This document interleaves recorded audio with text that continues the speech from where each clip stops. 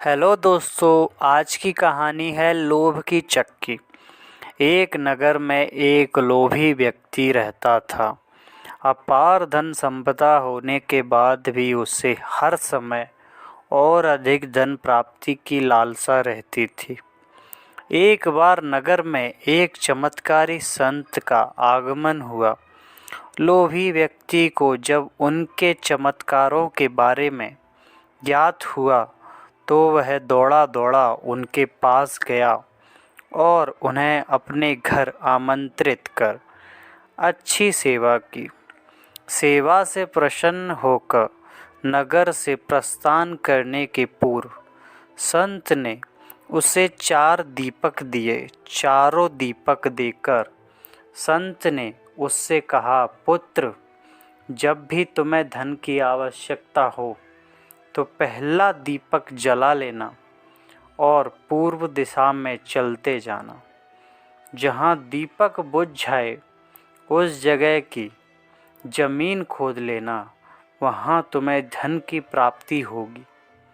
उसके बाद भी तुम्हें अगर फिर से धन की आवश्यकता हुई तो दूसरा दीपक जला लेना, जिसे लेकर पश्चिम दिशा में तब तक चलते जाना जब तक वह बुझ न जाए। उस स्थान से जमीन में गड़ी अपार धन संपदा तुम्हें प्राप्त होगी।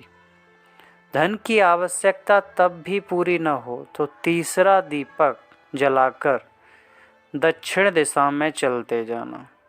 जहाँ दीपक बुझे वहाँ की जमीन खोदकर वहाँ का धन प्राप्ति कर लेना। अंत में तुम्हारे पास एक दीपक और एक दिशा शेष रहेगी, किंतु तुम्हें ना उस दीपक को जलाना है और ना ही उस दिशा में जाना है। इतना कहकर संत उस लोभी व्यक्ति के घर और उस नगर से प्रस्थान कर गए। संत के जाते ही लोभी व्यक्ति ने पहला दीपक जला लिया और धन की तलाश में पूर्व दिशा की ओर चल पड़ा। एक जंगल में दीपक बुझ गया। वहाँ की खुदाई करने पर उससे एक कलश प्राप्त हुआ। वह कलश सोने के आभूषणों से भरा हुआ था। लोभी व्यक्ति ने सोचा कि पहले दूसरे दिशा का धन प्राप्त कर लेता हूँ, फिर यहाँ का धन ले जाऊँगा। वह कलश वहीं झाड़ियों में छुपा दिया। लोभी व्यक्ति ने दूसरा दीपक जलाया और पश्चिम दिशा की ओर चल पड़ा। एक सुनसान स्थान पर दूसरा दीपक बुझ गया। लोभी व्यक्ति ने वहाँ की जमीन खोदी और उसे वहाँ एक संदूक मिला जो सोने के सिक्कों से भरा हुआ था। लोभी व्यक्ति ने वह संदूक उसी गड्ढे में बाद में ले जाने के लिए छोड़ दिया। अब उसने तीसरा दीपक जलाया और दक्षिण दिशा की ओर बढ़ गया। वह दीपक एक पेड़ के नीचे बुझा। वहाँ जमीन के नीचे लोभी व्यक्ति को एक घड़ा मिला जिसमें हीरे मोती भरे हुए थे। इतना धन प्राप्त कर लोभी व्यक्ति प्रसन्न तो बहुत हुआ, किंतु उसका लोभ और बढ़ गया। वह अंतिम दीपक जलाकर उत्तर दिशा में जाने का विचार करने लगा, जिसके लिए संत ने उसे मना किया था। लोभ में अंधे हो चुके व्यक्ति ने सोचा कि अवश्य उस स्थान पर इन स्थानों से भी अधिक धन छुपा होगा जो संत स्वयं रखना चाहता होगा। मुझे तत्काल वहां जाकर उससे पहले उस धन को अपने कब्जे में ले लेना चाहिए। उसके बाद सारा जीवन मैं ऐसे आराम से बिताऊंगा। उसने अंतिम दीपक जला लिया और उत्तर दिशा की ओर बढ़ गया। चलते चलते वह एक महल के सामने पहुंचा। वहां पहुंचते ही दीपक बुझ गया। दीपक बुझने के बाद लोभी व्यक्ति ने महल का द्वार और महल के भीतर प्रवेश कर महल के कक्षों में धन की तलाश करने लगा। एक कक्ष में उसे हीरे जवाहरातों का भंडार मिला, जिन्हें देख उसकी आंखें चौंधिया गईं। एक अन्य कक्ष में उसे सोने का भंडार मिला।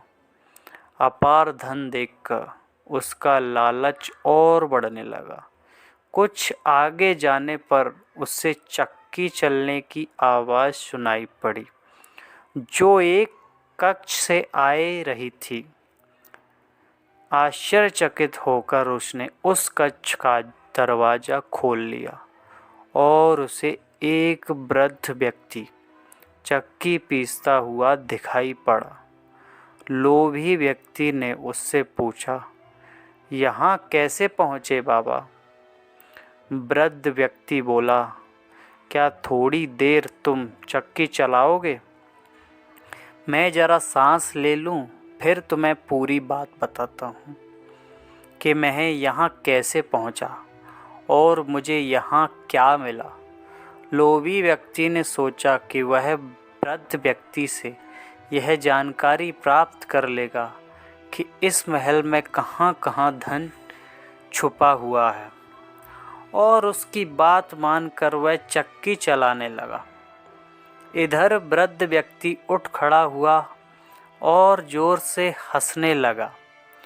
उसे हंसता देख लोभी व्यक्ति ने पूछा, ऐसे क्यों हंस रहे हो? यह कहकर वह चक्की बंद करने लगा। वृद्ध व्यक्ति बोला, अरे अरे, चक्की बंद मत करना। अब से यह महल तेरा है और इस पर अब तेरा अधिकार है, और साथ ही इस चक्की पर भी। अब इस चक्की को हर समय चलाते रहना है, क्योंकि चक्की बंद होते ही यह महल ढह जाएगा और तू इसमें दबकर मर जाएगा। गहरी सांस लेकर वृद्ध व्यक्ति आगे बोला, संत की बात न मानकर मैं भी लोभवश आखिरी दीपक जलाकर इस महल में पहुंच गया था। तब से यहाँ चक्की चला रहा हूँ। मेरी पूरी जवानी चक्की चलाते चलाते निकल गई। इतना कहकर वृद्ध व्यक्ति वहाँ से जाने लगा। लोभी व्यक्ति पीछे से चिल्लाया, जाते जाते यह बताओ कि इस चक्की से छुटकारा कैसे मिलेगा? वृद्ध व्यक्ति बोला, जब तक मेरे और तुम्हारे जैसा कोई व्यक्ति लोभ में अंधा होकर यहाँ नहीं आएगा, तुम्हें इस चक्की से छुटकारा नहीं मिलेगा। इतना कहकर वृद्ध व्यक्ति चला गया। लोभी व्यक्ति चक्की पीसता और खुद को कोसता रह गया।